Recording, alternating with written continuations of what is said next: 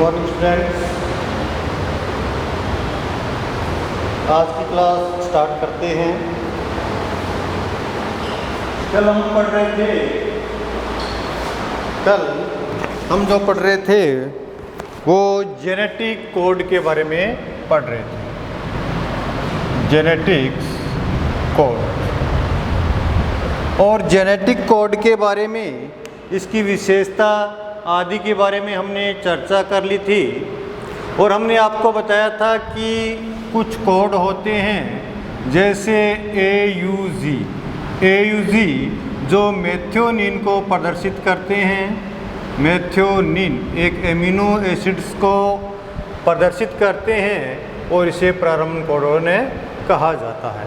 यानी कि total codon कितने थे? 64 थे। टोटल कोड कितने थे? 64 कोड थे। 64 कोड में से केवल 61 कोड ही क्या कर रहे थे? एमिनो एसिड्स को प्रदर्शित कर रहे थे। बाकी 3 कोड और बच जाते हैं और ये बचे हुए तीनों कोड क्या कहलाते हैं? बचे हुए जो 3 कोड होते हैं इन्हें स्टॉप कोड कहा जाता है। क्या कहा जाता है? Stop code. और स्टॉप कोड कौन कौन से होते हैं? स्टॉप कोड UAA, UGA और UAG। ये तीनों जो हैं ये तीनों स्टॉप कोड कहलाते हैं, अर्थात किसी भी चेन को समापन करने का कार्य करते हैं, क्योंकि ये किसी भी प्रकार के एमिनो एसिड्स को प्रदर्शित नहीं करते हैं। तो ये स्टॉप कोड हैं। तो स्टॉप कोड के अन्य नाम भी होने चाहिए भाई।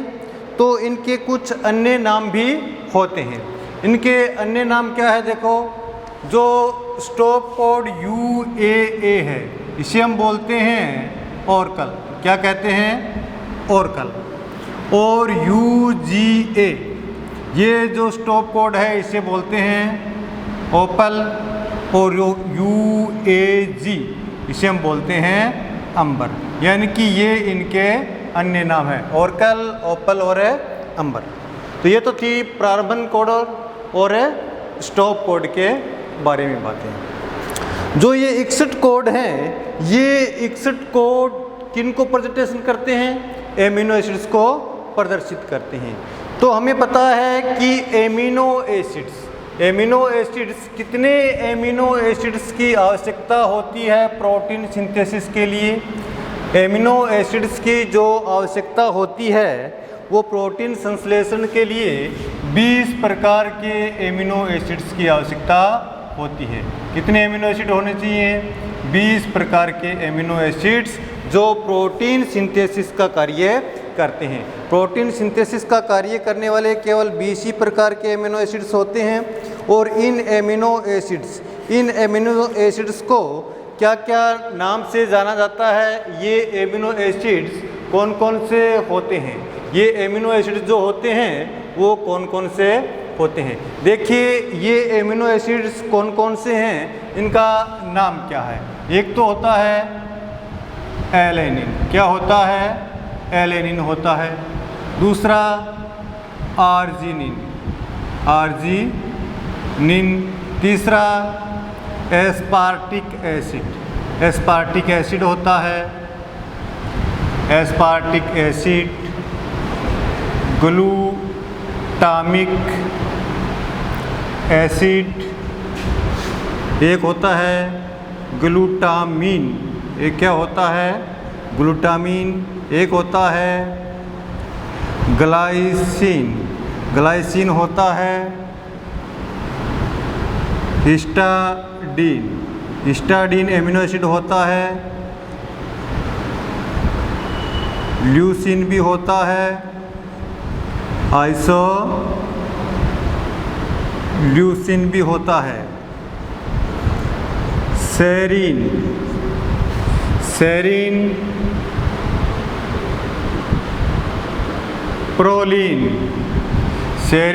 प्रोलीन,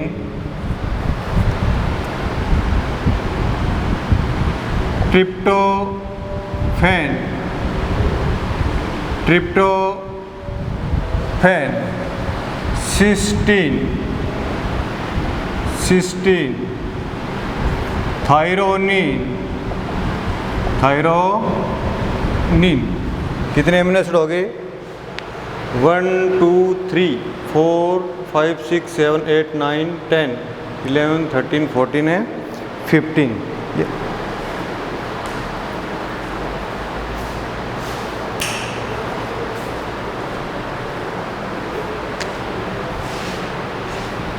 एक रह गया आपका मेथियोनिन, मेथियोनिन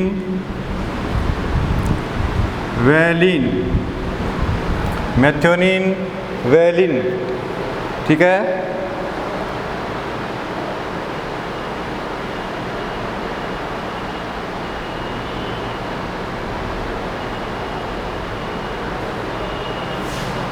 और फेनिल है एलेनिन,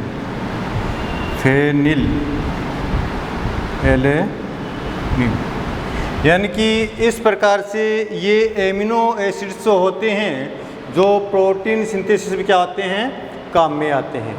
तो देखिए इनमें से जो जेनेटिक कोड हैं वो किस किस प्रकार के एमिनो एसिड्स को प्रदर्शित करेंगे और कौन कौन से जेनेटिक कोड जो होते हैं। जेनेटिक कोड बनाने का तरीका ये है कि यहाँ पर हम एक इंडेक्स बना लेते हैं। इस इंडेक्स में जेनेटिक कोड को, ये एक इंडेक्स है,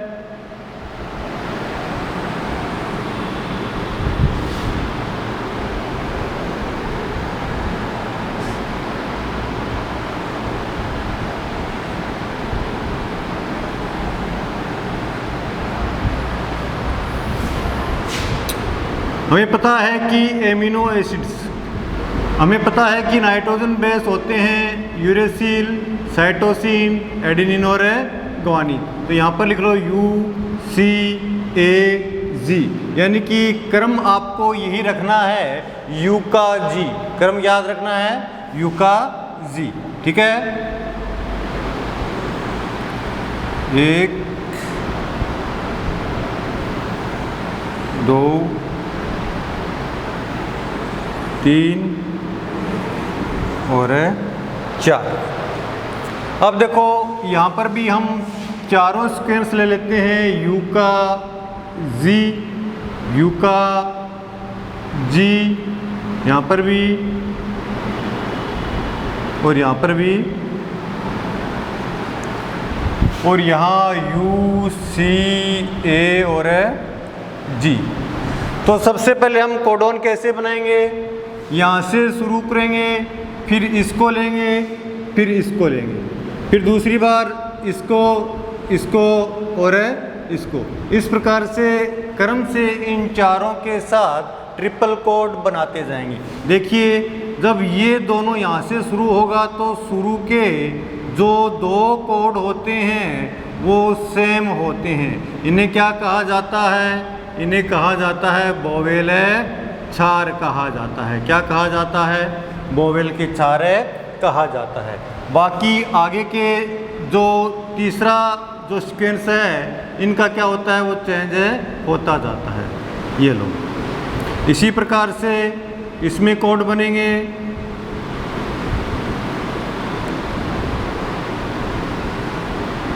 इसी प्रकार से A और U को मिलाकर बना दीजिए, A और U को।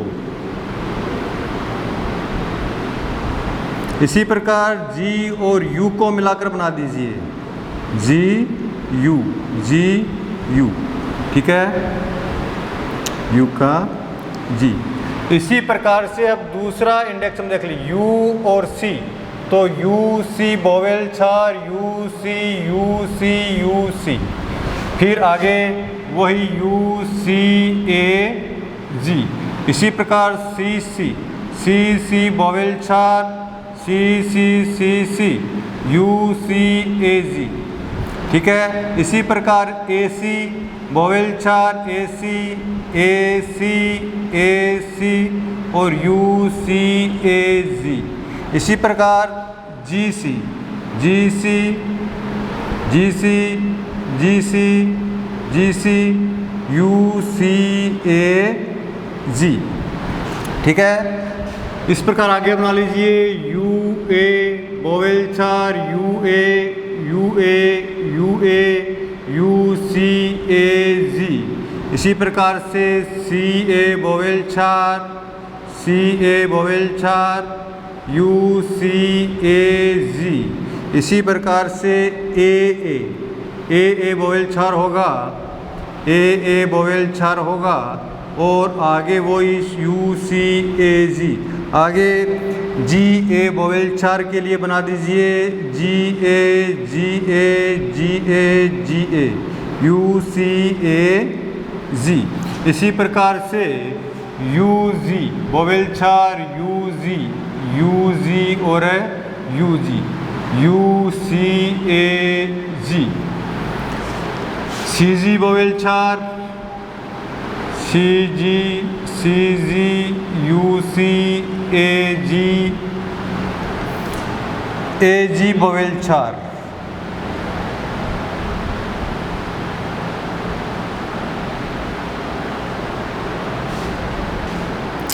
और GG वोवेल 4।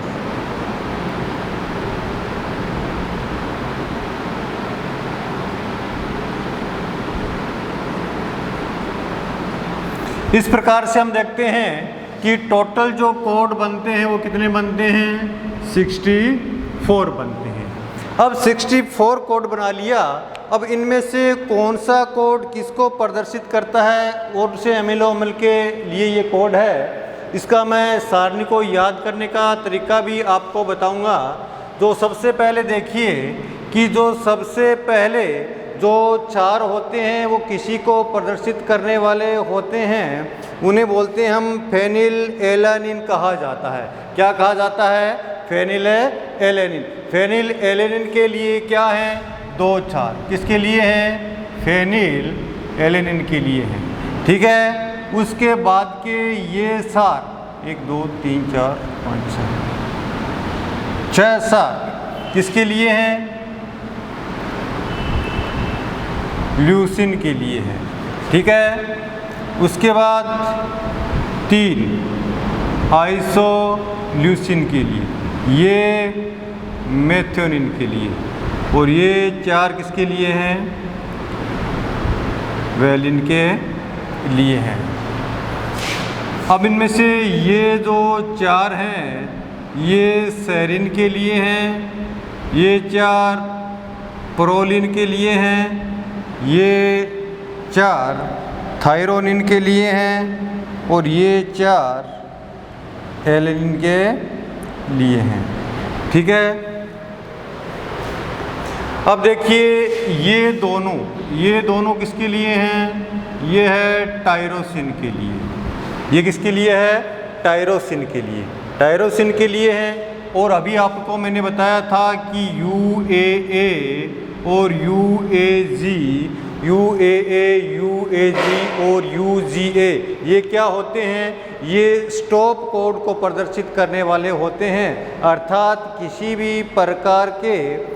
भी प्रकार के एमिनो एसिड्स को प्रदर्शित नहीं करते हैं, किसी भी प्रकार के एमिनो एसिड को प्रदर्शित नहीं करते हैं। तो ये 2 बीच में क्या आ जाते हैं, स्टॉप कोड आते हैं, स्टॉप कोड। ठीक है, ये 2 हिस्टाडिन के लिए, ये 2 ग्लूटामिन के लिए,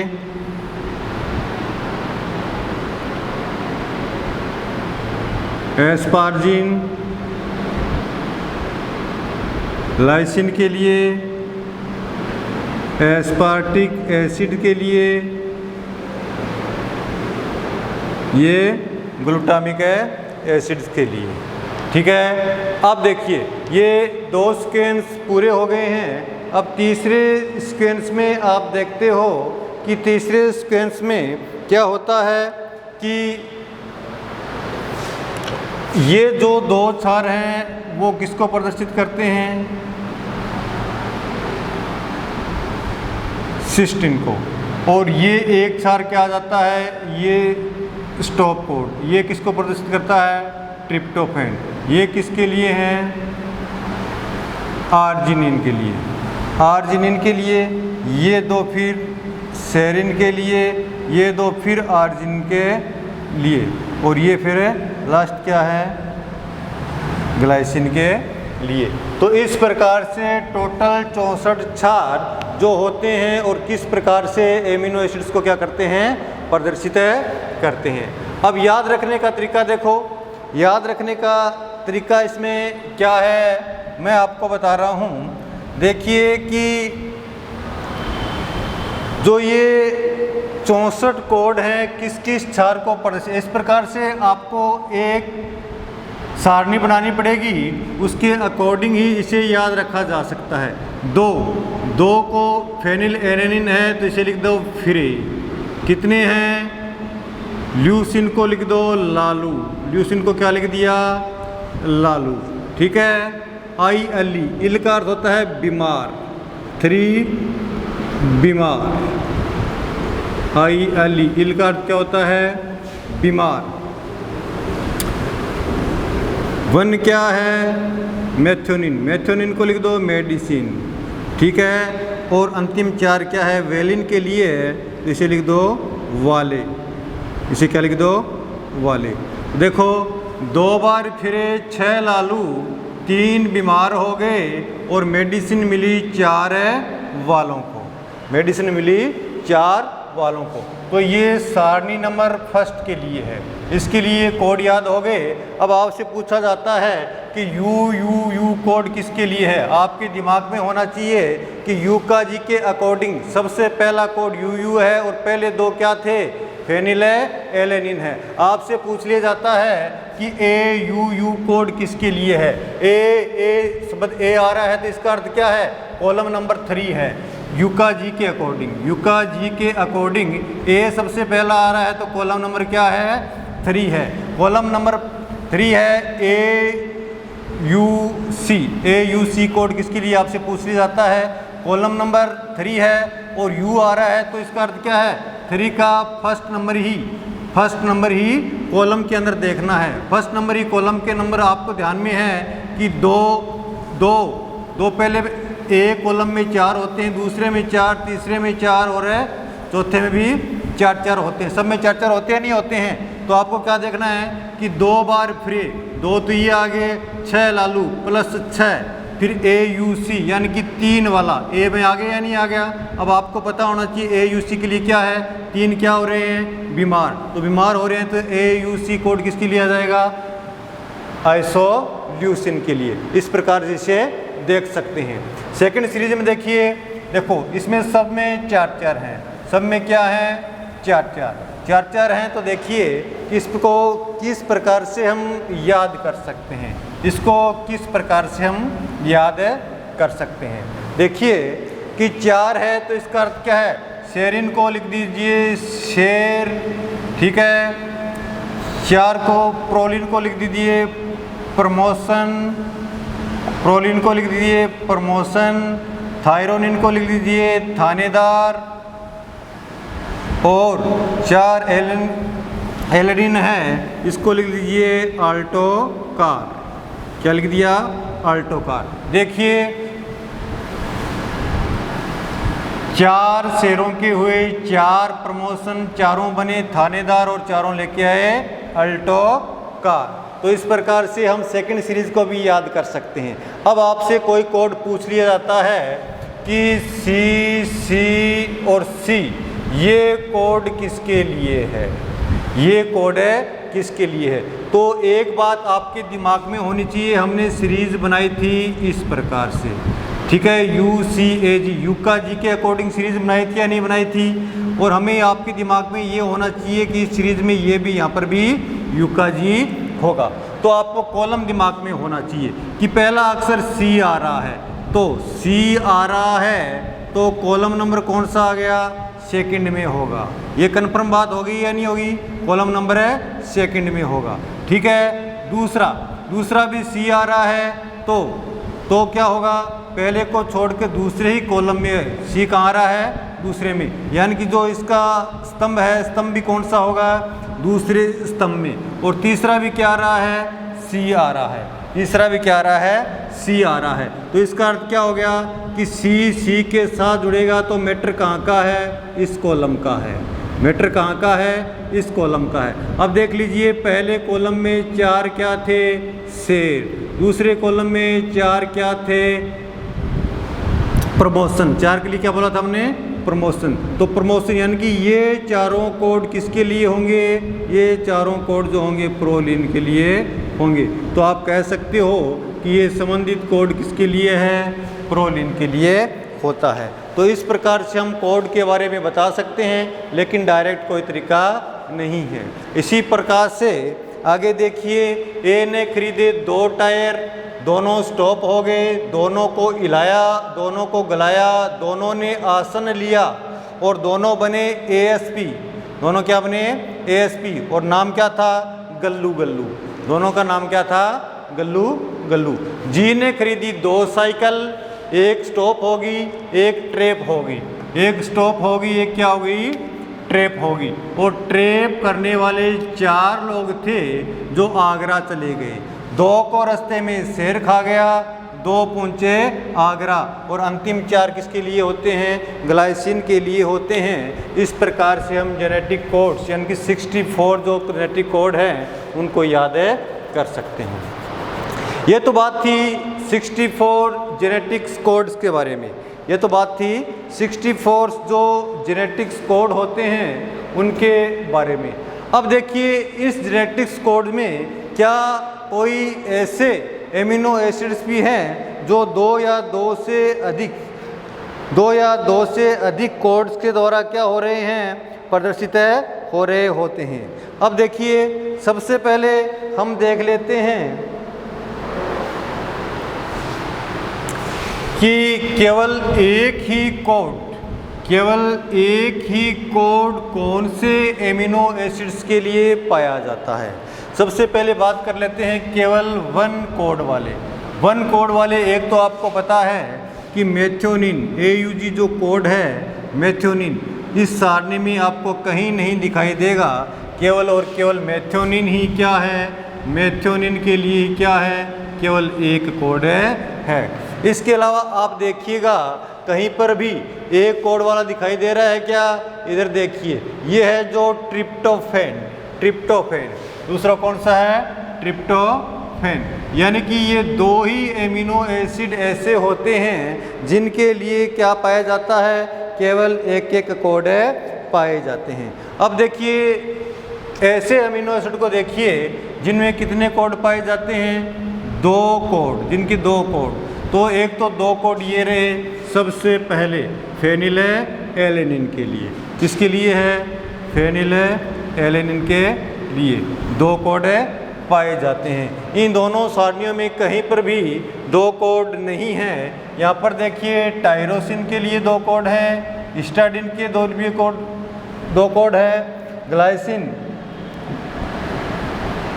के लिए 2 कोड है, एस्पार्जिन के लिए 2 कोड हैं, लाइसिन के लिए 2 कोड हैं, और एस्पार्टिक एसिड के लिए भी 2 कोड हैं, और ग्लूटामिन के लिए भी 2 कोड हैं। यानी कि ये सब कितने कोडोन वाले हैं, 2 कोडोन वाले हैं। तो फेनिलएलैनिन, टायरोसिन, हिस्टाडिन आदि ये सब क्या हैं, 2 कोडोन वाले हैं। अब हम बात कर लेते हैं 3 कोड किसके लिए पाए जाते हैं। कितने कोड किसके लिए पाए जाते हैं, 3 कोड कौन कौन से एमिनो एसिड्स के लिए पाए जाते हैं। 3 कोडोन वाले जो एमिनो एसिड्स हैं, वहाँ पर देखिए हमने बताया था कि केवल पूरी सारणी के अंदर 3 ही बीमार होते हैं। कितने बीमार होते हैं, 3 ही बीमार होते हैं। बीमार का अर्थ क्या है, ILE, यानी कि 3 ही बीमार होते हैं। तो इसका अर्थ क्या है, 3 कोड जो है आइसोल्यूसिन के पाए जाते हैं। किसके पाए जाते हैं, 3 कोड जो है आइसोल्यूसिन के लिए कितने कोड पाए जाते हैं, केवल और केवल 3 कोड पाए जाते हैं। अब देखिए 4 कोड वाले, 4 कोड वाले कौन कौन से, इसमें 4 कोड वाले सबसे पहला तो ये रहा वैलिन। क्या है, वैलिन। वैलिन के बाद देखिए ये रहा 4 कोड के लिए, ये रहा 4 कोड के लिए, ये रहा 4 कोड के लिए, ये भी 4 कोड के लिए है और ये भी 4 कोड के लिए है। यानी कि ये सब कितने कोड पाए जाते हैं? Glycine, proline, alanine, thyronine, serine और वेलिन के लिए कितने कोड पाए जाते हैं? इन सभी के लिए 4-4 कोड पाए जाते हैं। सॉरी,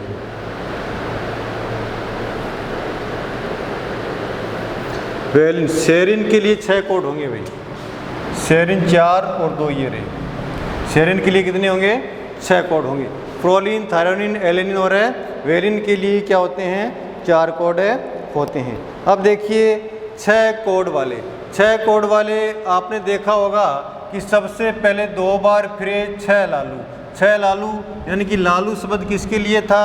तो 6 कोड वाला एक तो हो गया ल्यूसिन। क्या हो गया? ल्यूसिन। ठीक है, अभी हमने कहा था कि 4 शेर और यहाँ पर भी 2 शेर खा गए थे, इसलिए 4 और 2 कितने हो गए?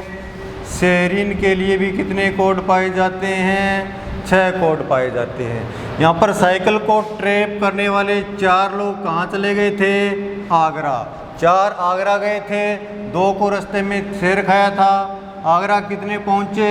2 ही पहुँचे। अर्थात आर्जिनिन के लिए भी कितने हैं? आर्जिनिन के लिए भी 6 कोड पाए जाते हैं। यानी कि ये हैं 1 से लेकर 6 कोडोन तक। यानी कि 1 कोड किसके लिए पाया जाता है? 2 कोडोन किस एमिनो एसिड्स के लिए होते हैं? 3 किसके लिए होते हैं? और 4 कोडोन है कौन से एमिनो एसिड्स के लिए होते हैं? इन सब के बारे में आपको बताया गया है। ठीक है, ये तो था आपके जेनेटिक कोड के बारे में। ये जेनेटिक कोड आपके यहीं समाप्त होते हैं। अब स्टूडेंट्स आगे आपकी यूनिट के अंदर जो टॉपिक दिया गया है वह टॉपिक है आपका डीएनए रेप्लिकेशन।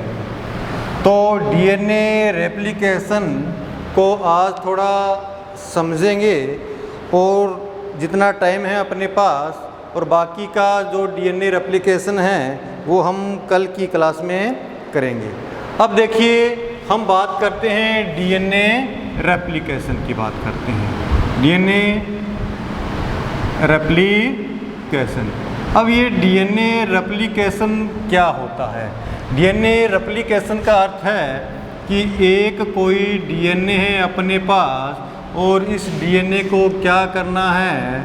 रेप्लिकेट करना है। रेप्लिकेट का अर्थ होता है हूबहू, आइडेंटिकल। आइडेंटिकल इसकी कॉपी बनाना। आइडेंटिकल क्या बनाना? इसकी कॉपी। यानी कि जो कॉपी बनेगी वो 100% इसी डीएनए के समान होगी। 100% हूबहू कॉपी बनाना ही रेप्लिकेशन या रेप्लिकेशन होने वाले डीएनए को रेप्लिकेट डीएनए कहा जाता है। अब देखिए कि जैसे ही ये कोई डीएनए है, इस डीएनए का रेप्लिकेशन हुआ है। रेप्लिकेशन हुआ है तो ये डीएनए क्या होंगे? एक जो डीएनए था वो कितने डीएनए में परिवर्तित हो जाएगा? 2 डीएनए में परिवर्तित हो जाएगा। अब स्टूडेंट यहाँ पर ध्यान देने वाली बात है कि ये दोनों डीएनए जो होते हैं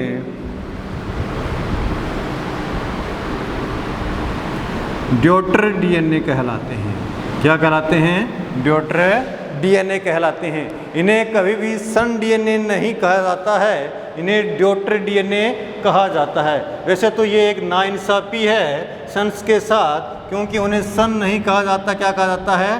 ड्यूटर डीएनए कहा जाता है। अब ड्यूटर डीएनए इनकी फिर प्रॉपर्टीज़ क्या होगी?